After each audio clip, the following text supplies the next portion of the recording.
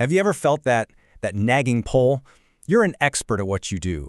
You love the craft, you love getting into the flow, the sheer satisfaction of solving a really tough problem.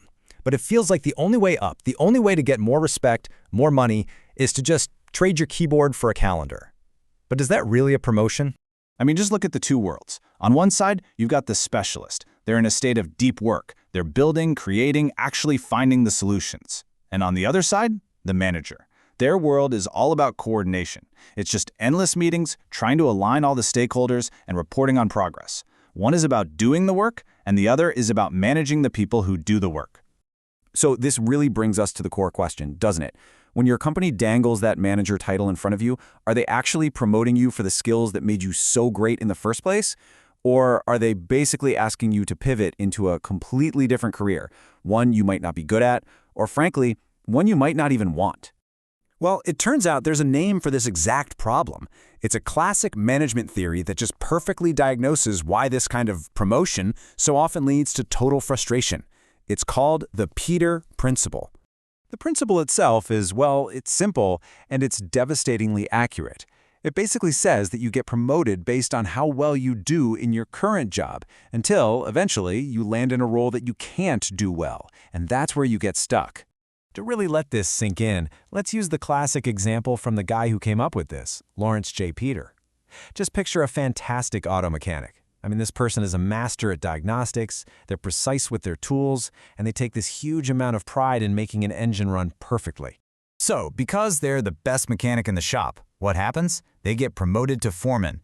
But all of a sudden, they're not fixing cars anymore. Their new job is dealing with people, ordering parts, handling angry customers, all skills they don't have and honestly don't really enjoy.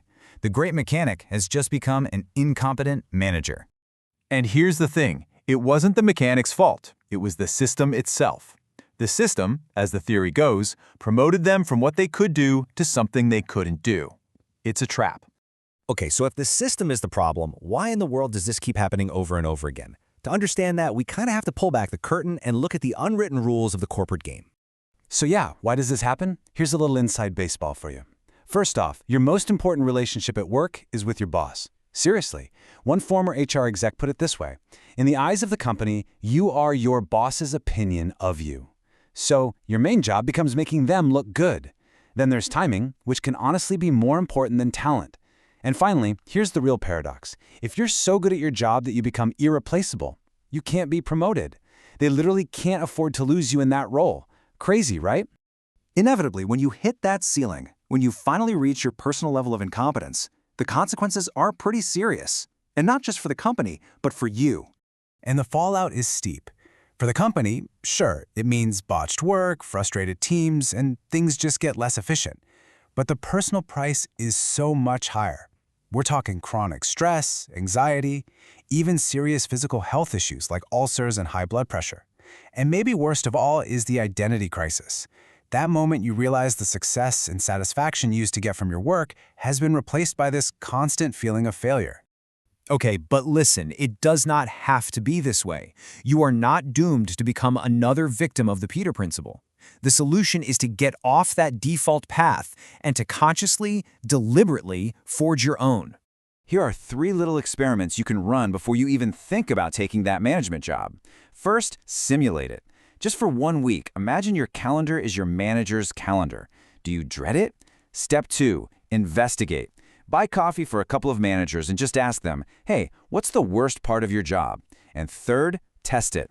Volunteer to lead a small project or maybe train an intern. These stretch assignments give you a real taste of what management is like without the full commitment. And this brings us to a much better, more modern solution. Look, the management path is a totally valid choice, but it shouldn't be the only choice.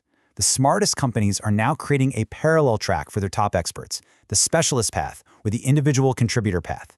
This lets you deepen your expertise, grow your impact, and increase your salary, all while doing the work that you actually love. So what's the big takeaway here? It's this. Don't get trapped playing someone else's game. Don't just mindlessly climb a ladder because it's there. You need to define what success actually means to you and then design your career around that. So I'll just leave you with this question to think about. Take a hard look at the path you're on right now.